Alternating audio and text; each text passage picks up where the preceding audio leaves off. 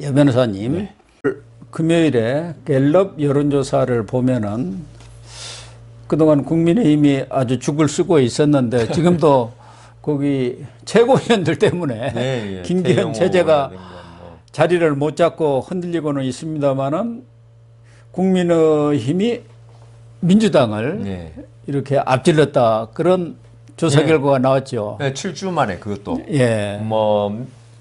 더불어민주당은 4%가 하락하고, 예. 그다음 국민의힘은 3% 올라가고 35대 32로 예. 7주 만에 했다지만 이게 워낙 지금 가변성이 많은 거라서. 또 리얼미터 보면은 항상 또 국민의힘이 한 10여% 민주당한테도 지고 있기 때문에 그래서 어느 리얼미터는 여론조사가 뭐 맞는지 전통적으로 그래와서 예. 그래도 이제 갤럽이 그래도 중립적이라고 생각하니까 그러는데, 결국은 뭐 이렇게 된 거는 그 돈봉투 사건이 그렇지, 영향을 그렇죠. 많이 미쳤는데, 제 생각에는 국민의힘도 지금 그 더불어민주당이 내려간 거 반사적 효과를 노릴 때가 아니거든요. 지금 그럴 형편이 그럴 아닙니다. 형편도 아니고. 제 코가 석자입니다. 제 생각에는 이게 지금 이 여론조사가 이렇게 계속적으로 그 지지부진하지, 양당 다 지지부진하잖아요. 예. 더불어민주당의 그 리스크는 뭐 확실하게 이재명의 사법 리스크, 예. 돈봉투 사건 딱 나오는데, 국민의힘은 그렇다면 이 정도로 사실은 더불어민주당이 죽을 쓰고 있으면 있죠. 여론조사에 마이너스 요인이 발생하면 국민의힘은 훨씬 올라야 돼요. 예. 그런데 겨우 3% 올랐어요. 이거는 저는 그렇게 생각합니다. 이게 김기현 체제가 들어서면서 김기현 대표의 어떤 당 장악력에 전부 다 의문을 또 표시하는 사람도 있을 수 있고, 그 다음 좀 속 시원하게 뭘 하지를 못하고 이 발목이 여러 가지로 잡혀가지고, 그러니까 이게 그래서 바지 사장이라고 하지 않습니까? 그거는 미리 알았는데 이번에 김기현 의원이 뭐 저는 요새 당 대표가 있는지 없는지도 모를 정도로 그 존재감이 미미한 그것도 있고요. 그다음 또 이게 보수층에서 사실 확민을 줘야 되는데 네. 꼭 그렇지도 않거든요. 예. 중도층은 지금도 더불어민주당이 앞서고 있습니다. 예, 그러네요. 오늘 여론조사에도 그렇게 나와 있는. 중도층이 이렇게 돈봉투 사건 터지고 했음에도 더불어민주당한테 더 지지를 보내는 거 보면 있죠. 이 김기현 의원 당 대표 될 때 그 당내에 자중질환도 일어났지만은 어떤 윤심, 예. 윤핵관 이런 데 대해서 실망감이 계속 아직도 밑바탕을 차지하고 있다. 그렇다고 그러니까 봐야죠. 어떤 실망감이 한번 생기면은 그걸 뒤집는 게, 이거는 어떤 정책이라든가 어떤 실언이라든가 이런 걸로 생긴 게 아니고 네. 그 자체에 대한 어떤 실망이거든요. 네.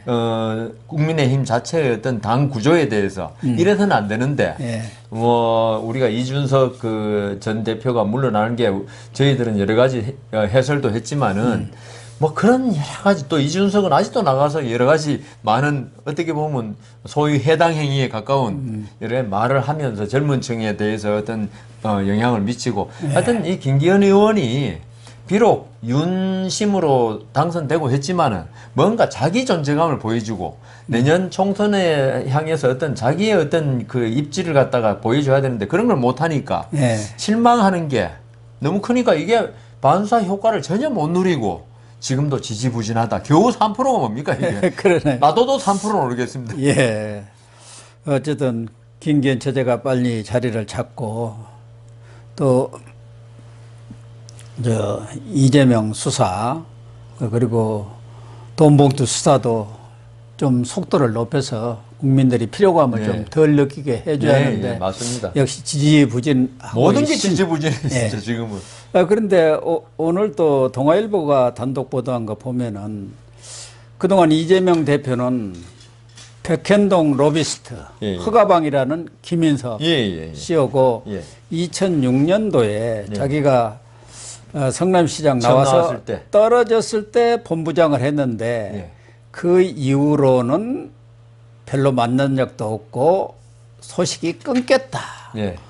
이렇게 지금 얘기를 해왔단 말이에요. 예. 그게 2022년 2월 윤석열 대통령 당시 후보죠. 예. 이재명 후보 간에 토론에서 그렇게 얘기를 했는데, 2014년 6월이죠. 5월인가? 6월에 이제 6월. 지자체 선거고 5월, 4월, 5월 지방선거가 있었는데 5월에 선거사무소 그 사무소도 김인섭이가 구해주고 네. 임차료도 대납을 해줬다. 이런 지금 보도가 나왔어요. 예, 그러니까 그 수정구의 예. 모 빌딩 3층에 예. 이재명 대표의 선거 사무실 사진도 크게 났더라고요. 네. 났는데 그걸 지금 나온 걸로 보면 이 김인섭 씨 지금 우리가 그 백현동 사건 때문에 네. 수면 위로 떠올랐던 분 아닙니까? 그렇죠. 아시아 디벨로퍼 정모 대표한테 예. 돈을 상당히 받은 김인섭 씨가 들어가지고 그 한국식품연구원입니까? 예. 그 부지 지목 변경에 예. 용도 변경을 4단계. 지대한 역할을 했다. 예. 그 전에 또 2번인가 성남시에서 거부됐어요. 예. 지목 2단계만 변경이. 올려달라고 그랬죠. 예. 국토부에서도 그 2단계 좀 올려주지 이렇게 건의했는데 다. 거부했는데 갑자기 김인섭 씨가 예. 돌아가지고 4단계나 올려줘 버린 바람에 그 아시아 디벨로퍼로 봐서는 엄청난 이익을 차지한 예. 백현동 사건에 결국 그 정모 대표가 로비스트로 예. 고용한 사람이 지금 기소가 됐으니까 예. 예. 바로 김인섭 씨 아닙니까? 그래서 지금 이재명 대표는 2006년 자기가 성남시장 처음 나갈 때 그 도와줬지. 네. 그때 낙선하고 나서는 이제 그 거의 연락이 끊겼다. 그게 지금 대선 후보 경선 토론에서 나온 말 아닙니까? 네. 그런데 지금 나온 그게 전부 다 거의 거짓말로 나왔거든요. 선거 사무실의 임차료가 주위 부동산 업자 말에 의하면 보증금 5천에 월 250 정도다. 그건 1년 계약일 때. 그러니까 1년 계약일 때. 네. 근데 지금 선거 사무실은 단기 계약이거든요. 그러면 비쌉니다. 훨씬 비싸다는 거죠. 네. 왜냐하면 그 임대업자로서는 이게 그 손해잖아요. 네. 그게 빨리 끝나버리니까. 네. 그러면 그 돈이 어디서 나왔냐. 결국 김인섭 씨가 냈다고 그런다면 우리 동아일보 보도죠. 예. 이거는 결국은 어떻게 보면은 그때까지 2006년이 아니라 네. 계속적으로 관계를 가지고 있었고 김인섭 씨하고 네.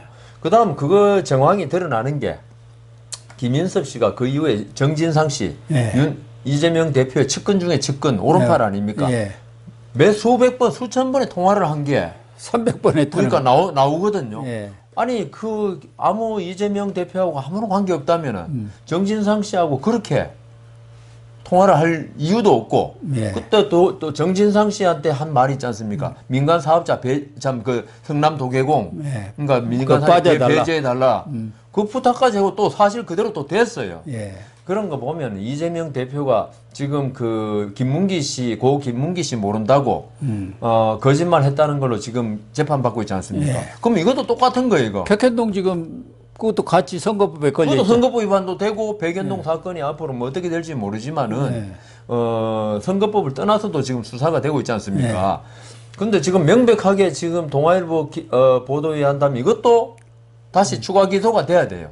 그러네요. 예, 지금. 김민섭 씨 불러가지고 예. 뭐 지금 증거로서는 뭐 제가 수사기관이 아니니까 확인은 못했지만은 동아일보도 뭐 아무 근거 없이 보도했을 리는 없지 않습니까? 예. 그렇기 때문에 지금 이 부분도 선거법 위반 기소가 돼가서 판단 받아봐야 되겠다 이런 생각합니다. 김인섭 공소장에 그렇게 담겼다는 것 아니겠습니까? 예. 그러니까 김인섭 씨를 모른다 한 거, 네. 뭐 특혜 준 것은 또 그대로 예, 수사를 그건 하더라도 다른 거고요. 예. 선거법에서 지금 자기는 김인섭 씨하고는 아무 관계 없이 국토부에 협박을 받아서 했다고 그랬죠. 용도 그것도 변경을 또 그렇죠. 해줬다. 그게 예. 이제 예.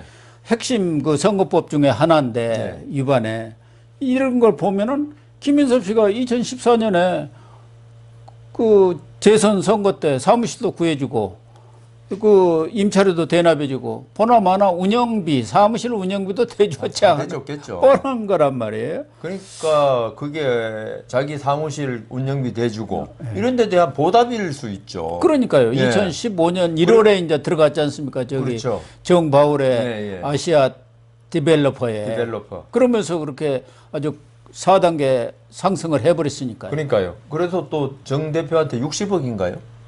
77억을 받고 또 추가로 받고. 예. 그래서 알선수재로. 예. 그러니까 그 알선수재라는 거는 이제 공무원한테 어떤 다른 사람에서 부탁해주고 자기는 그 대가로 돈 받은 게 알선수재 아닙니까? 예. 그걸로 지금 기소돼 있잖아요. 예. 그러니까 이걸 알선수재만 해도 이게 그 김인섭 씨가 이재명 대표하고 충분히 관계 있다고 볼 수밖에 없는데 예. 이번에 동아일보에서 그 선거 사무실 임차료 대납 이걸 보면 뭐 여러 가지로 이것도 어떻게 보면 뇌물도 될 수 있는 거죠. 예. 걷다가 허위 사실 공표도 되는 거고. 예. 예. 그리고 또 그 공수장에는 주변 인물들한테 후원금을 좀 보내라. 아, 예, 예. 그런 것도 있어가지고 몇 명이 이렇게 보내면 쪼개기로 또 했다는 예. 이야기도 있던데요. 또 뒤로 돌려줬대요. 네.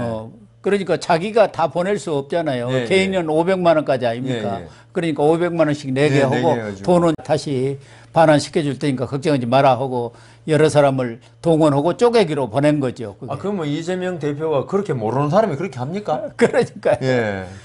최근에 뭐 2018년인가는 안도인가 갈 때도 같이 내려갔다는 예, 그런 예. 보도까지도 다 나와 있잖아요. 그런데도 불구하고 이재명이는 전혀 연락이 끊겨가지고 그때 그 떨어진 뒤로는 잘 모르겠다는 것이고 김민섭이도 2010년경 재선된 뒤로는 뭐 관계가 좀 틀어져가지고 그 후로는 연락이 끊겼다 이렇게 또 이 얘기를 서로 입을 짝짝 맞춰가고 근데 있는데 고 교수님 정치부 기자 오래 하셨으니까 예. 2006년 선거할 때 이렇게 많이 도와줘가지고 떨어졌다. 그러면 싹 끊어버립니까? 그럴 리가 어떻게 있습니까? 그러니까 저도 그게 뭐 정치는 안 해봤지만 그건 납득이 안 가서. 그리고 김인섭이가 운영하는 그 나로도 했지. 예. 원래 고흥 아, 나로도 예, 예. 출신은 거기에 성남시청의 고위직들은 다 거기 가서 술 먹고 밥 먹고 정진상이라든가 김용 거기가 그 아지트라는 거 아닙니까? 이재명이도 그거 나타나고 횟집에. 그런데 거기서 몰랐다? 그 법인 카드를 뭐 300 몇십만 원을 썼다면서 예. 7번인가 그 단기간에. 그러니까요. 예. 그런데 그래 이재명 대표 저는 이번에 김인섭 씨 이야기 보고 이분 말은 어디까지 믿어야 될지. 뭐 믿을 거는 제가 볼 때는 하나도 없고 완전 거짓말 아주 이 거짓말 명수라는데 김명수 대법원장을 거짓말 제명입니다. 그래서 그 뭐 검찰에서 뭐 그런 이야기 하면 이재명 대표는 항상 뭐 비현실적인 상상 속의 소설이다 그러는데 창작이라고 그러죠. 근데 한국의 검찰이 아무리 소설 쓰기를 좋아한다 하더라도 네. 제1당의 대표한테 무슨 혐의를 가지고 하면서 아무 근거 없이 그렇게 할 리는 없거든요. 그러면요. 아니, 나중에 그게 허위로 밝혀지면 타격이 얼마나 큽니까? 안 그래도 검찰 뭐 잡아먹으려고 난리인데. 그래서 그 이재명 대표는 말만으로 검찰이 소설 쓰고 있다 이런 거 할 게 아니고 정정당당하게 자기가 반박을 하고 증거를 가지고 해야 되는데 오로지 그 개딸 아니면 자기들에 대한 맹목적인 충성분자들 예. 향해서 말하면 그 사람들은 근거가 아무 필요 없이 믿거든요. 예. 그런 정치를 하고 있다는 거죠. 정치를 갖다가 어떤 객관적인 그 근거, 논리적인 근거 하에서 해야 되는데 우리나라 정치가 그게 통하니까. 왜냐하면 그렇게 믿어주는 사람이 있잖아요. 우리 청담동 그 김일금 의혹 사건처럼 첼리스 사건처럼. 지금도 40%가 그렇게 그러니까요. 그러니까 이게 우리나라 사람들이 그 순진한 건지 아니면 착한 건지 아니면 뭐 이런 말 해서는 안 되냐 멍청한 건지. 예. 아니 한 사람이 이건 마치 그거 같아요. 법정에 피고인 나 무죄입니다 하면 다 믿어주는 거하고 똑같은 거예요. 예. 그래서 그 검찰이 법정에 기소할 때는 있죠. 자기들 나름대로 충분한 증거를 가지고 기소하는 거고 법정에서 피고인은 아무리 증거가 차고 넘쳐도 난 무죄라고 다 이야기하는 거거든요.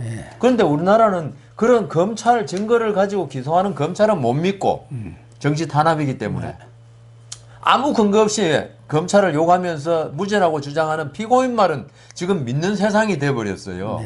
그러니까 이재명 대표가 지금 좀 전에도 우리가 거짓말 뭐 이야기했지만은 아니 검찰이나 그다음 동아일보도 우리나라 유수의 언론기관 아닙니까? 그렇죠. 여기서 양대 산맥은 근거 없이 보도하지 않는데 이렇게 보도한 건 전부 다 못 믿겠고 네. 한마디로 이재명 대표가 말 한마디로 나 그거 전부 다 소설이고 상상 속의 뭐 그거다.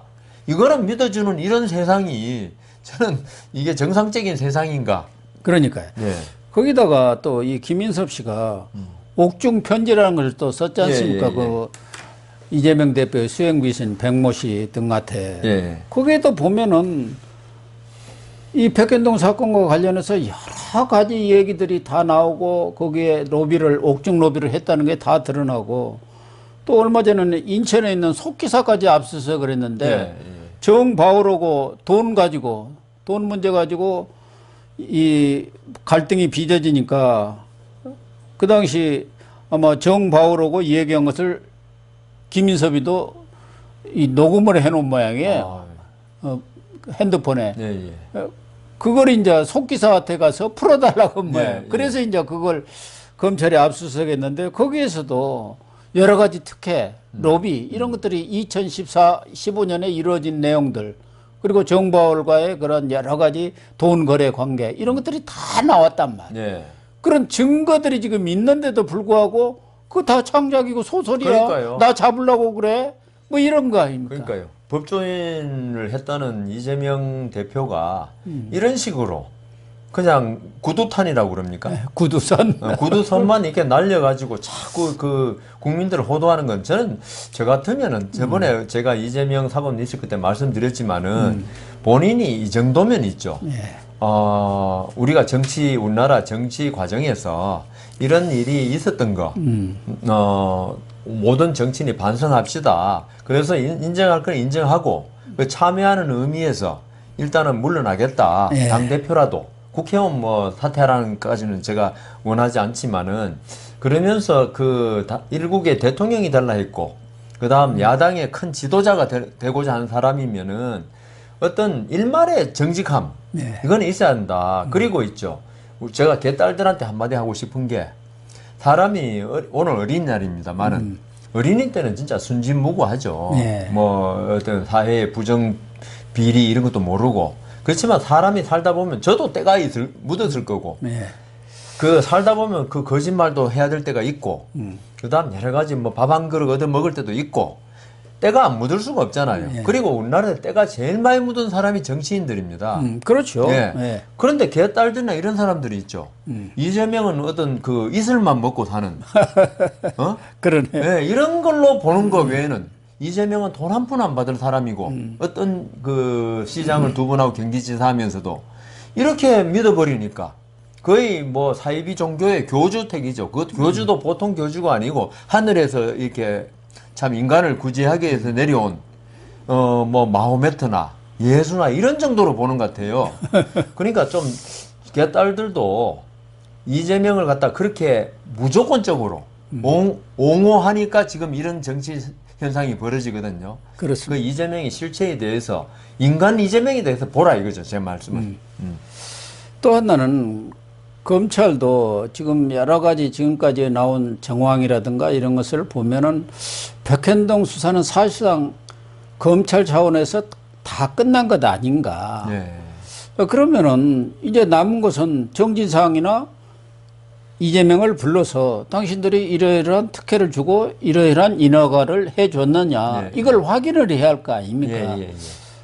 그래서 우리 시청자나 국민들은 검찰이 너무 신중한 거 아니냐. 물론 뭐 네.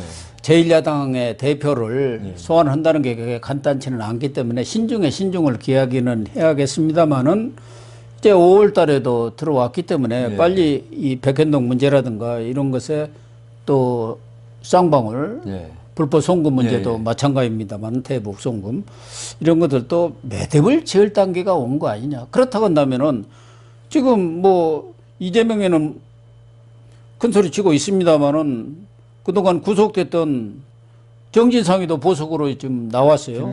김용도 4일날 나왔습니다. 물론 구속 기간이 만료가 됐기 때문에 맞습니다. 어차피 풀려날 것 미리 이제 보석으로 풀어는 줬습니다만 조금 앞서서 며칠 앞서서 그러면 이 사람들 또 모여갖고 다 착당할 거 아닙니까? 그러니까요. 입 맞추고 증거 인멸하고 네. 검찰이 뭐 이런 정황을 모를 리는 없겠지만 좀 정진상이나 이재명을 빨리 소환해서 이렇게 마무리 수순으로 가는 게 전국도 정상화가 좀 빨리 앞당겨지지 그렇죠. 않겠나 그런 생각이 맞습니다. 들어요. 제 생각도 지금 이 아까 백현동 사건도 김인섭 씨 일 이야기했지만은 네. 지금 그 용도 변경 4단계 이런 건 지자체장 그러니까 그 당시 이재명 시장의 관여 없이는 이루어질 수가 없습니다.